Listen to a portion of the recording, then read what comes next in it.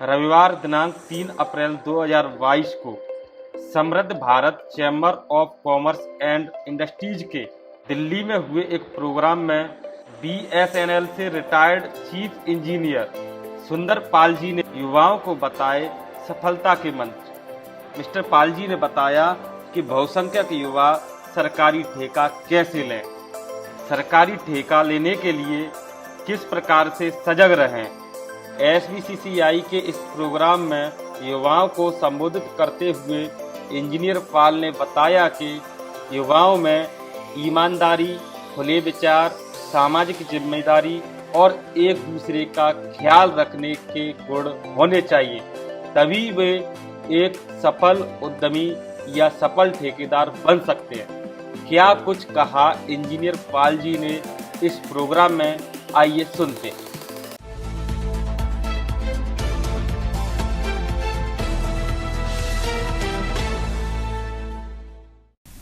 सभी उपस्थित साथियों को मेरा सादर प्रणाम, नमस्कार, जय भीम, व्हाटएवर यू से। जब मैं कल चौहान सर से बात कर रहा था तो उन्होंने मुझे कहा कि कुछ पीपीटी आप बना के लाएं, तो मैंने कहा कि टॉपिक बताएं। तो उन्होंने कहा कि जो बहुसंख्यक कॉन्ट्रैक्टर्स हैं उनको गवर्नमेंट डिपार्टमेंट या पीएसयूज में प्रिक्योरमेंट के लिए हम क्या उनको मतलब योगदान दे सकें, कैसे वो अपना उसमें शेयर हासिल कर सकें, उसके लिए एक पीपीटी बनाएं। बात यह है, हम जो बच्चे बैठे हैं, मैं पहले इन्हें एड्रेस करता हूँ। कुछ लोग प्रोफेशनल होंगे इसमें से, कुछ आईटी सेक्टर के होंगे, कुछ एकेडमिक एजुकेशन के भी होंगे। Why we want to become contractor?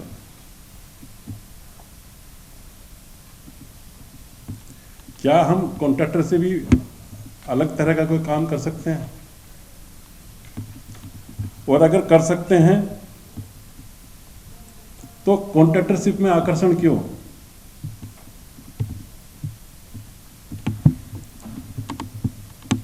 Why want to become contractor? Just to make money?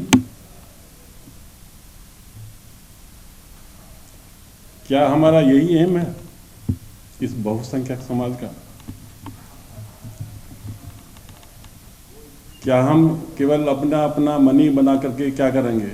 घर बना लेंगे, मकान ले लेंगे, बड़ी सी गाड़ी ले लेंगे, बंगला हो जाएगा, उसके बाद और इच्छाएं बढ़ती जाएंगी, दूसरी जगह प्लॉट ले लेंगे, जमीन ले लेंगे, खाली पड़ा रहेगा, और जब बूढ़े होंगे तो उनको मेंटेन करने वाला भी कोई ना होगा। But what about name and fame? Where it is lost? अगर आप मनी अर्न कर रहे हैं तो नेम और फेम की भी तो चिंता होनी चाहिए। और अगर आप अपने कार्य के साथ कोई भी कार्य करें, चाहे सर्विस करें, कॉन्ट्रैक्टरशिप करें, काउंसलिंग करें, टीचिंग करें, लेकिन आपको नेम और फेम की जरूरत है। और नेम और फेम की पाने के लिए मैं कुछ उदाहरण आपको दूं। बाबा साहब के पास पैसे नहीं थे, संत रविदास जी के पास पैसे नहीं थे, कबीरदास जी के पास भी पैसे नहीं थे, अछूतानंद जी के पास भी पैसे नहीं थे। अगर हम अपने पूरे महान संतों को देखें और अपने महान लोगों को देखें तो कोई भी पैसे वाला नहीं था। उसके बावजूद भी आज हम उन्हें याद करते हैं। It means money is not required. what required is good work, associate life। तो मैंने एक छोटी सी पीपीटी बनाई जो कॉन्ट्रैक्टर्स के लिए, उसमें मैंने ये आपको बताने की कोशिश की है कि even we choose contractorship where we fail. आप देखेंगे पीएसयूज में पहले यूपी में तो था, कुछ कॉन्ट्रैक्टर्स में रिजर्वेशन था, एमडीए में, डेवलपमेंट अथॉरिटीज में, कि इतने परसेंट कॉन्ट्रैक्ट्स एससी एसटी या ओबीसीज को मिलेगा उसमें से। इवन थानों में भी रिजर्वेशन था। तो पृष्ठभूमि में आप बताऊं, अभी मैं आपका वीडियो सुन रहा था, एमसीडी के चुनाव की बात उसमें हो रही थी। आप देखिए, अगर रिजर्वेशन है और रोटेशन नहीं है तो you will never get benefit of reservation. और अगर रिजर्वेशन है साथ में रोटेशन भी है तो you will 100% get benefit of reservation. मैं आपको एग्जांपल देता हूं। मैं कॉन्ट्रैक्टर से थोड़ा बाहर जा रहा हूं, बस मैं थोड़ा सा टाइम लूंगा, 1 मिनट फालतू आपसे। आपका ग्राम पंचायत में प्रधान के लिए रोटेशन है, आपका आदमी प्रधान बन सकता है। आपका आदमी नगर पालिका में रोटेशन है, चेयरमैन बन सकता है, मेयर बन सकता है, क्योंकि रोटेशन है। एमएलए भी बन सकता है और एमपी भी बन सकता है। क्या नहीं बन सकता? चीफ मिनिस्टर, प्रधानमंत्री, राष्ट्रपति, ये भी तो सेलेक्ट होकर आते हैं, चुन के आते हैं। आप नहीं बन सकते। 70-75 साल में नहीं बने, क्योंकि रोटेशन नहीं है। और सरकारों ने, चाहे कोई भी सरकार रही है, उन्होंने चीफ मिनिस्टरशिप में और प्राइम मिनिस्टरशिप में आपको रोटेशन नहीं दिया, रोटेशन लागू नहीं किया। Even in universities there is no rotation. तो आपका आदमी वाइस चांसलर नहीं बन पाता। आप रोटेशन जहां होगा वहीं आपको रिजर्वेशन का बेनिफिट मिलेगा। मैं चाहूँगा कि जो समृद्ध भारत की टीम है, अगर कहीं किसी प्लेटफॉर्म पे इसको उठाएं तो इस रोटेशन की मांग जरूर करें अलोंग विद रिजर्वेशन। अब मेरा पीपीटी चला दीजिए।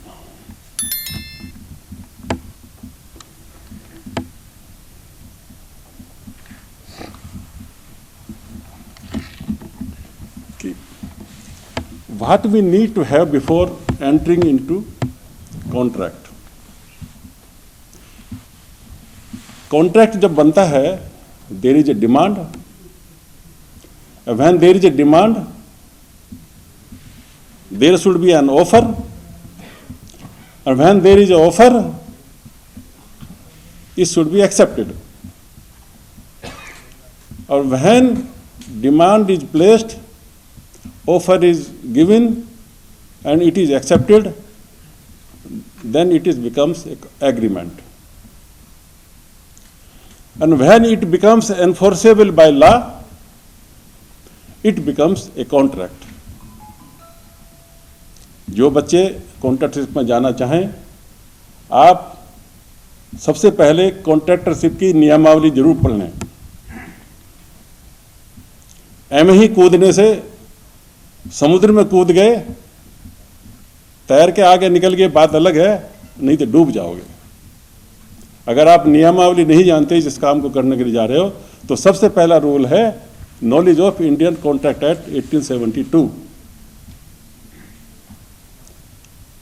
आप इसके बारे में थोड़ा सा पढ़ लें, गूगल पे भी मिल जाएगा आपको, और बुक्स, टेक्स्ट बुक तो अवेलेबल हैं ही हैं। Second point, enlistment in the department you want to work. अब इसके लिए कुछ कंडीशन है। जब आप कॉन्ट्रैक्टर से बनते हैं, ऐसा तो है नहीं कि आपको लाइसेंस चाहिए, आपको रजिस्ट्रेशन चाहिए, किसी डिपार्टमेंट में एनलिस्टमेंट चाहिए। हर एक पीएसयू का अलग एनलिस्टमेंट है। कुछ पीएसयू CPWD वालों को या गवर्नमेंट में जो रजिस्ट्रेशन होता है उनको प्रीफर कर लेते हैं, लेकिन ज़्यादातर में उनका अपना अपना रजिस्ट्रेशन है।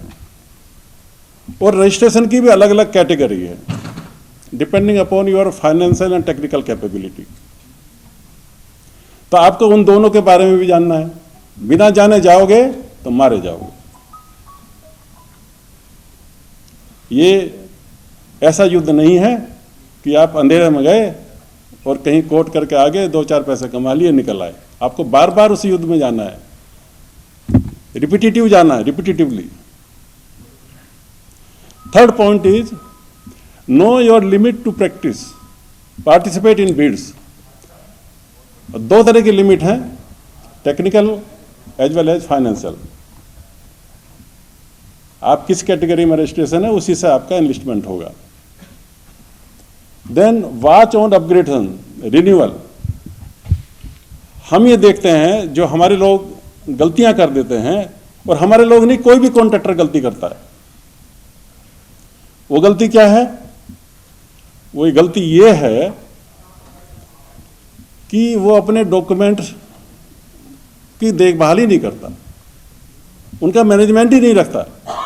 वो भूल जाता है कि मेरा रिन्यूअल होना था या रह गया, और पता लगा कि कॉन्ट्रैक्ट आया कोट करने के लिए, आपके पास का रिन्यूअल ही नहीं है।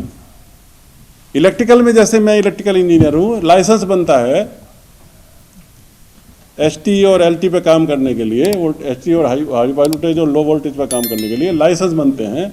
आपके पास लाइसेंस ही नहीं है, अरे वो तो निकल गया भाई, 15 दिन हो गए, आप कोट ही नहीं कर सकते।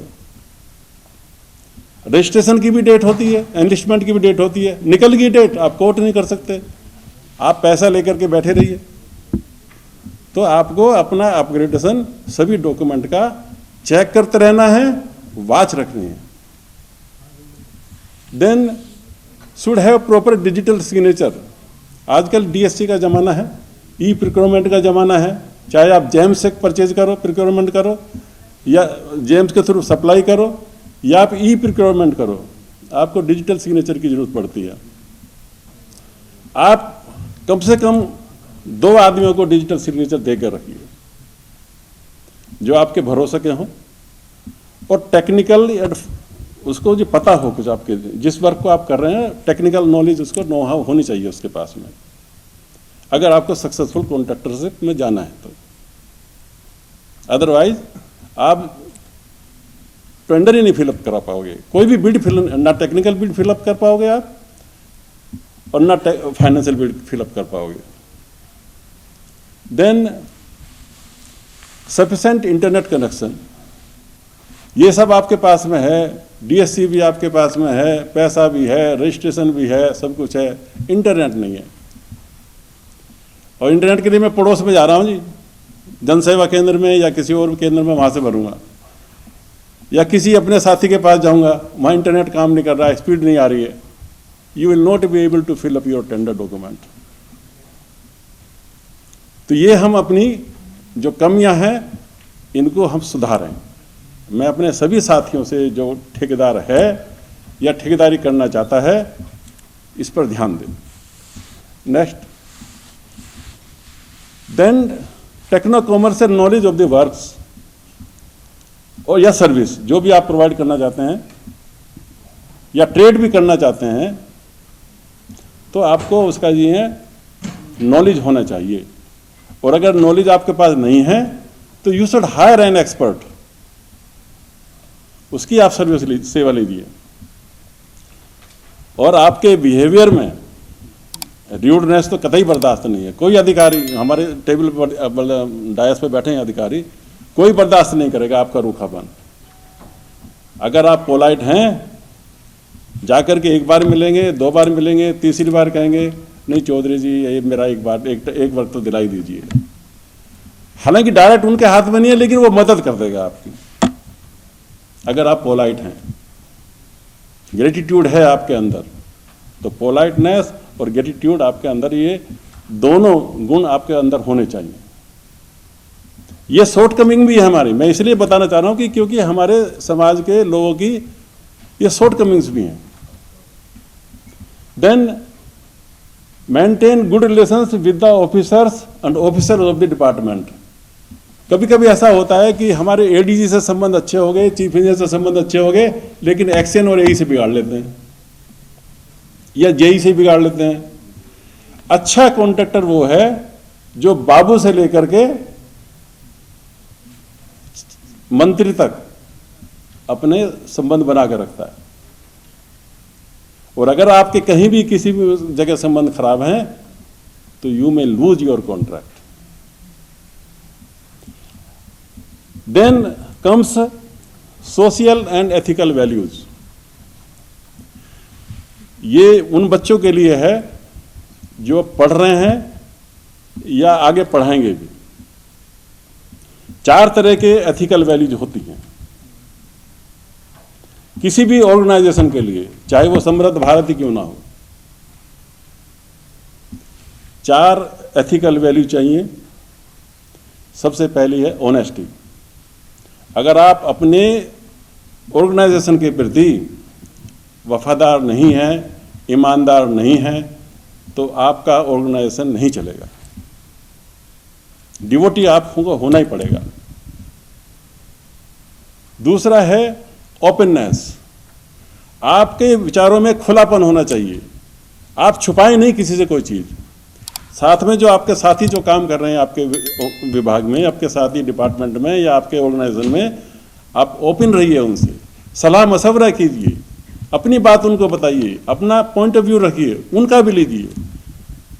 कभी कभी बहुत नीचे से बहुत बड़ा व्यू आ जाता है, तो खुला विचार, खुलापन आपके विचारों में होना चाहिए। Third is social responsibility. अभी मैंने कहा कि आप कोठी बंगला बनाने के लिए तो भाई ठेकेदारी करोगे नहीं। देन सोशल रेस्पॉन्सिबिलिटी आपकी होनी चाहिए। सोशल रेस्पॉन्सिबिलिटी क्या होनी चाहिए? जैसे चौहान सर ऑर्गेनाइजेशन चला रहे हैं, इनकी मदद करना, स्कूल खुलवाना, या बच्चों को, गरीब बच्चों को मदद करना पढ़ने में, उनको ये कोई कहीं कमी आती है, जहां भी आपको लगे कि बस कुछ आप सोशली किसी को फायदा पहुंचा सकते हैं, तो सोशल रेस्पॉन्सिबिलिटी आपकी होनी चाहिए। अगर आप अच्छे कमा करके भी सोशल रेस्पॉन्सिबल नहीं है, you are not a good contractor, even you are not a good company. And then fourth is caring for others. हम एक दूसरे का सम्मान करें, एक दूसरे का ध्यान रखें। ये 4 गुण हमेशा एक ऑर्गेनाइजेशन में होने चाहिए। ये हैं हमारी एथिकल वैल्यू। और हमारी साथ हैं सोशल वैल्यूज। और ये सोशल वैल्यूज क्या होती हैं? ये हर एम्प्लॉय में, और जो आपके साथ जुड़ा है हर मेंबर में, जिसके साथ आप काम कर रहे हैं उसमें, ये सातों को सातों गुण होने चाहिए। Number 1, self help. आप अपनी सहायता स्वयं करें, डिपेंडेंट ना हो किसी के ऊपर। अपनी योग्यता हासिल करें ताकि आप अपना काम अकेले निपटा सकें। अगर आपको दूसरी तरफ से कोई हाथ बढ़ा भी जाता है तो आपको उसकी कम से कम जरूरत पड़े। अगर आप सेल्फ डिपेंडेंट हैं, आप खुद कर सकते हैं। अरे नहीं यार, बाबू नहीं आया, मैं ही टाइप कर लूँगा। अरे वो नहीं आया, मेरा इवेलुएटर नहीं आया, मैं ही इवेल्युएशन कर लेता हूँ। Self help is great help. Mahatma Buddha ने भी कहा आपका देवो भव। Then self responsibility.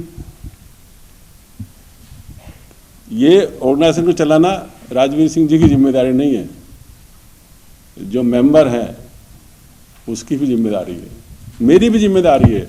अगर मैं इस प्रोग्राम में आया हूं तो मेरी भी जिम्मेदारी है कि आपका ऑर्गेनाइजेशन चले। तो ये रेस्पॉन्सिबिलिटी हमें सबको लेनी पड़ेगी। और हमें समाज में तो तभी मुंह दिखाएंगे ना, अगर हम समाज के लिए कुछ काम ही नहीं करेंगे तो कहाँ से आएगी भाई? तभी तो आप नाम होगा, नेम और फेम कहाँ से आएगा? इन महापुरुषों ने, जिनके मैंने नाम लिए, उन्होंने रेस्पॉन्सिबिलिटी ली और समाज के काम किए, समाज सुधार के काम किए। और ऐसे समय में जबकि उनको कहना बहुत मुश्किल था, करना बहुत मुश्किल था। डेमोक्रेसी, ये प्रजातंत्र है, लोकतांत्रिक देश है, कहने के लिए तो है। It is only constitutional democracy, ये रियल डेमोक्रेसी नहीं है। आज मुझे कहने में कोई शर्म नहीं है कि हम कॉन्स्टिट्यूशनल डेमोक्रेसी में जीते हैं कहने के लिए, लेकिन रियल में डेमोक्रेसी नहीं है, प्रजातंत्र नहीं है। आप अपनी बात ना कह पाते हैं, रादर आपके पास फ्रीडम ही नहीं है। आप जो करना चाहते हैं वो कर नहीं सकते, जो पाना चाहता है वो पा नहीं सकते, जो एजुकेशन आप लेना चाहते हैं वो एजुकेशन ले नहीं सकते। तो काहे की फ्रीडम है भाई? तो डेमोक्रेसी होना बहुत जरूरी है किसी भी आदमी के दिमाग में, अगर आप लोकतांत्रिक देश में रहते हैं तो। देन इक्वलिटी एंड इक्विटी, इन दोनों में थोड़ा कंफ्यूजन हो सकता है, मैं इसे जरूर समझाऊंगा। इक्वलिटी यह है कि मान लिया मेरे से कोई हाथ मिलाना चाहता है और मैं उसे कोई प्रसाद देना चाहता हूं।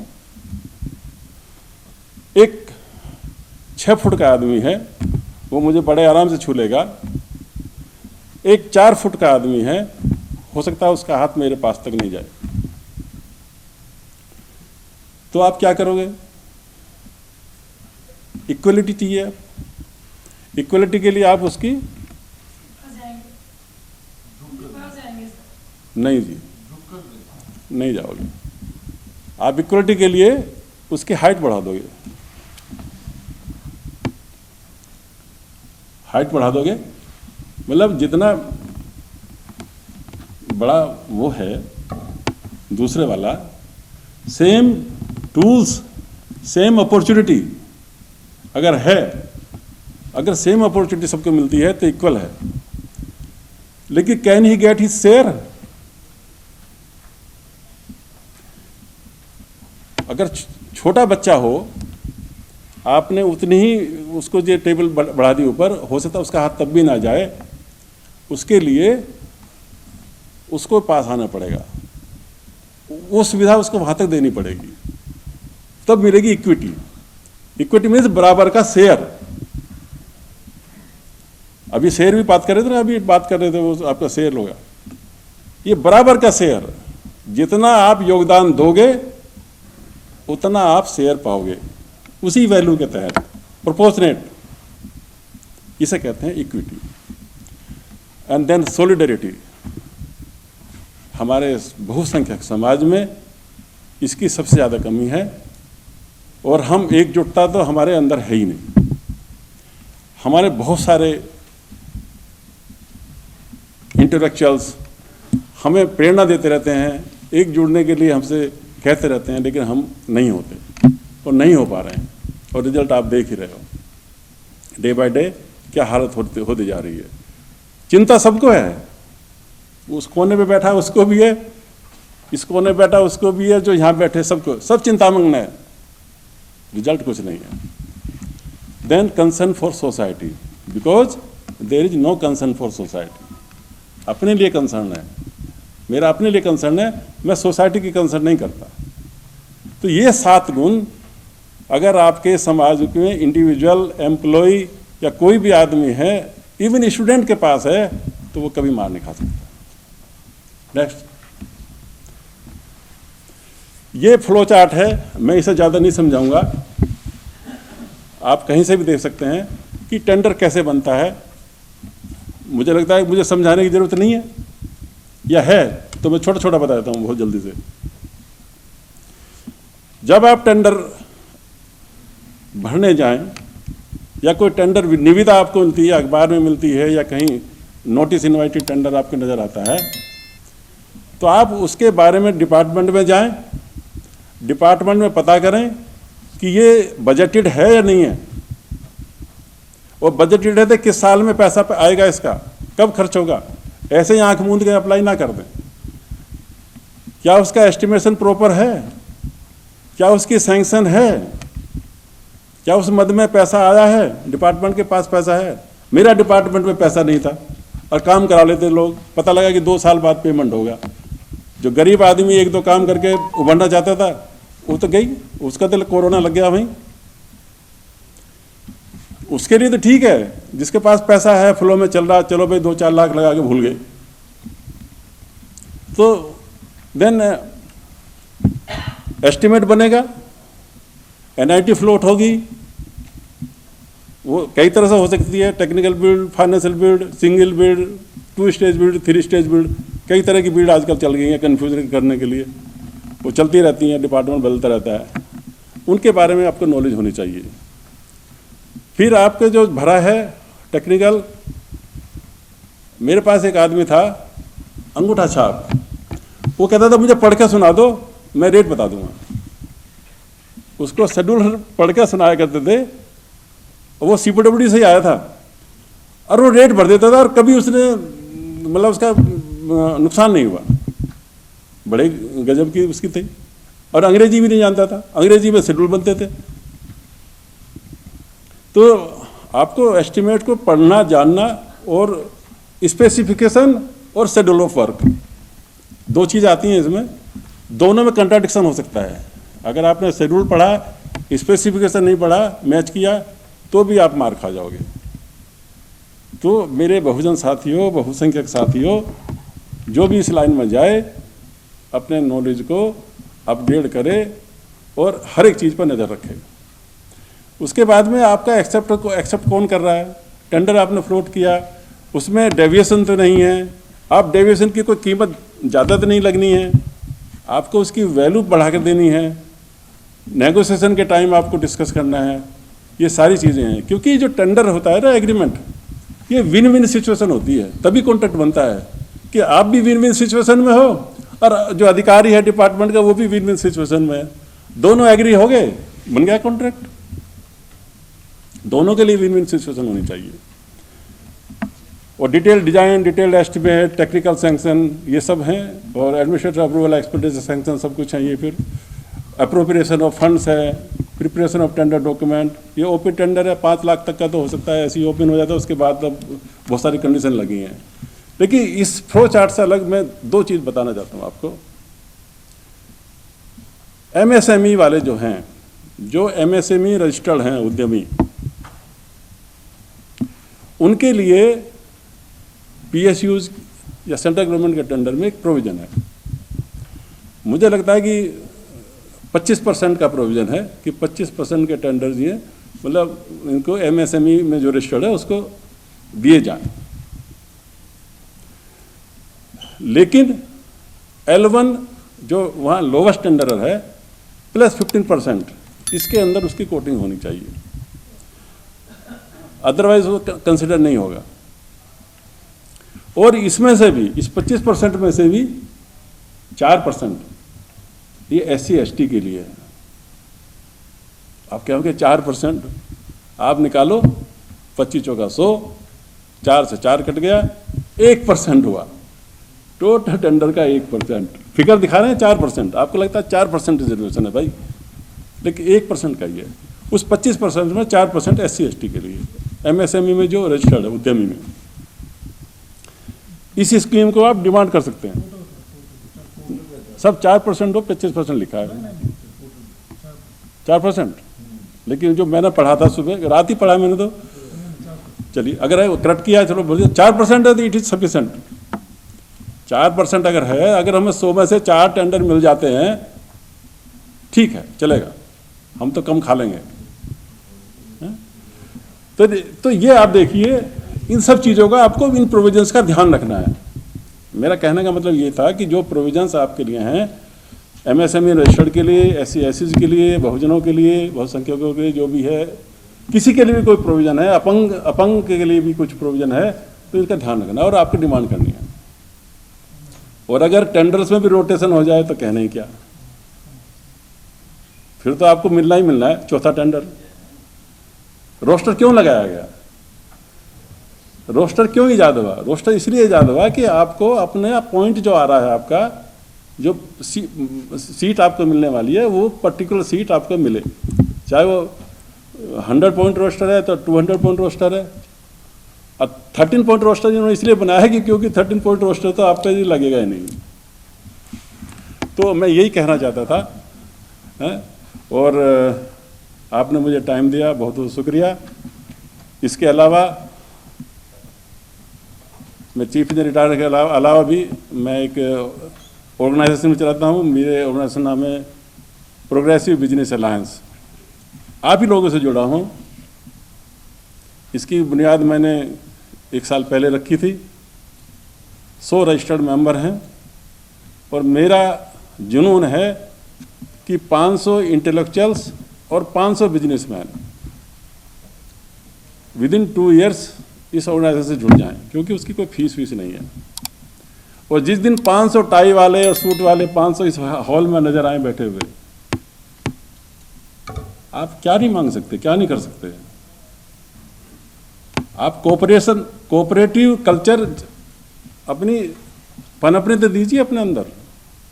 अभी कह रहे थे भाई साहब कि आप लेबर का सप्लाई कहाँ से होगी, ईंटा कहाँ से आएगी, सरिया कहाँ से आएगा, सब एक जगह से हम प्रोवाइड करें। It is called cooperative culture. तो हमें कोऑपरेशन डेवलप करना चाहिए, और उस कोऑपरेशन के लिए जो मैंने 11 आपको नियम बनाए, एथिकल और सोशल वैल्यू, इनको फॉलो कीजिए। मेरी तरफ से जय भीम, जय भारत।